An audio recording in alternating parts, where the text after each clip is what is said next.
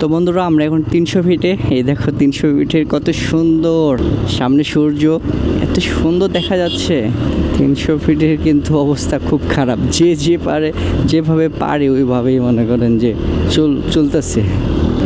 ওই যে মাসুম ভাই, আর 300 ফিটে কোনো কথা হবে না, খালি টান হবে টান। তো বন্ধুরা আমরা এখন নীলা মার্কেটে যাইতেছি হাঁসের মাংস খাওয়ার জন্য, আমি আর মাসুম ভাই আগে চলে গেছে গা। আমি 100 টান উঠাই আপনাদেরকে দেখাই, অনায়াসে 100 দেখেন, 100 পিক আপ ধরলেই মনে করেন যে টান।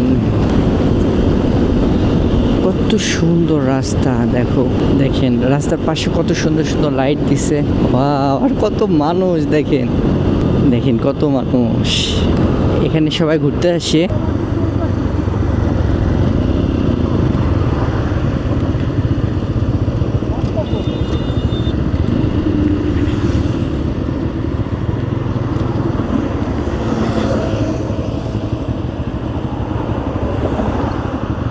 নীলা মার্কেট কই বলেন বন্ধু, এই জায়গাটা কোথায়? কে চিনেন এই জায়গাটা কে চিনেন বলেন তো?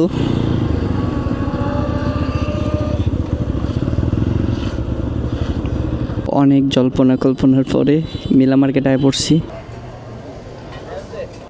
নীলা মার্কেটের স্পেশাল হাঁসের মাংস।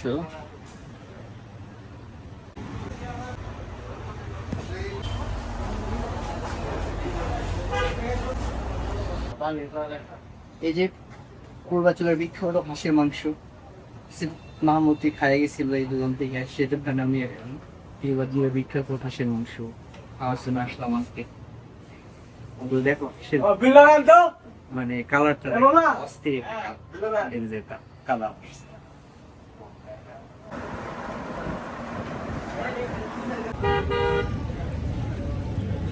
তো আমাদের খাওয়া দাওয়া শেষ, আমরা একটু ঠান্ডা খাইতেছি এই জায়গায়। এই যে মাসুম ভাই, তো মাসুম ভাই হাঁসের মাংসটা কেমন লাগলো? হাঁসের মাংস এক কথায় যদি বলি একেবারে অসাধারণ।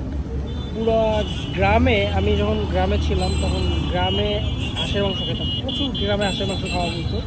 তো ওই গ্রামের একটা ফিল আমি এই জায়গাটাতে পাইছি। এই জায়গায় যে হাঁসগুলো জবাই করছিল ওগুলো দেখলাম যে খুব স্বাস্থ্যবান হাঁস জবাই করছে, মাংসগুলো অনেক ভালো এবং সফট। অন্যান্য জায়গায় যে আমরা হাঁসের মাংসগুলো খাইছি ওগুলোতে একটু মাংস শক্ত টাইপের হইতো, দাঁত দিয়ে টাইনা ছিঁড়া যেত না, কিন্তু এইটা ওরকমের না, এটা একটু সফট টাইপের মাংস দিছে এবং স্বাদটাও অসাধারণ। আর মাংসর কালারটাও একদম কালারফুল জোস। তো আপনি 10-এর ভিতরে কত দেবেন? 10-এর ভিতরে 9।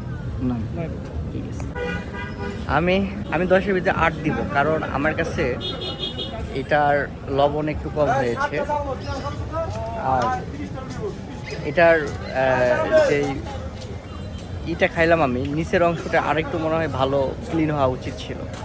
হ্যাঁ, এই জন্য আমি 10-এ 8 দিলাম।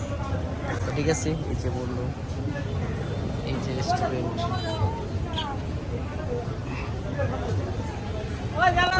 ওকে ঠিক আছে, আমরা এখান থেকে চলে যাচ্ছি।